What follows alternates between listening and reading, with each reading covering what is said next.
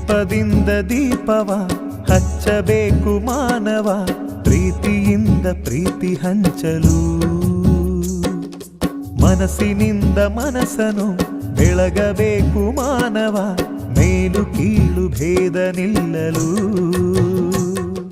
ಭೇದವಿಲ್ಲ ಬೆಂಕಿಗೆ, ದ್ವೇಷವಿಲ್ಲ ಬೆಳಕಿಗೆ, ನೀ ತಿಳಿಯೋ, ನೀ ತಿಳಿಯೋ.